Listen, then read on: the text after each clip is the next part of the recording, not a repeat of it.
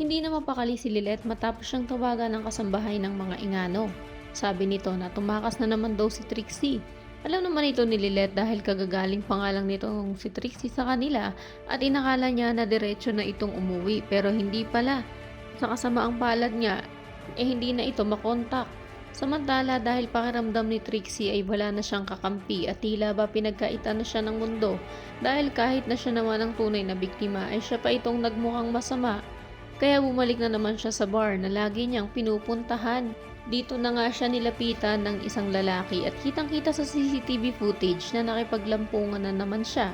At maya-maya lang ay sinabi ni Trixie na gusto niya daw makalimot kaya't nakipag one night stand na naman siya sa isang stranger.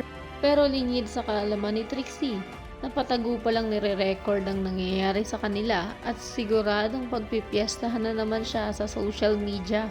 Kaawa-awa na talaga ang sitwasyon ngayon ni Trixie Engano, habang ito namang rapist na si Ino ay nagse-celebrate dahil malaya na siya at hindi na siya napanagot sa krimeng ginawa niya. Pero aksidente namang maririnig ni CRD ang usapan nila Ino at barkada niya. Kaya malalaman nito na hindi pala talaga inosente ang anak niya. Makakaramdam din naman ito ng galit, ngunit ang tanong, isusuplong niya naman kaya ito gayong napatunayan niyang rapist pala talaga ang anak niya? Yan ang dapat pa nating abangan, kaya naman kung isa ka din sa mga naaawa na sa sitwasyon ni Trixie ngayon, ay i-click lamang ang like at subscribe button. Maaari ka rin mag-iwan ng komento sa ibaba para sa iyong mga salubin at sugestyon.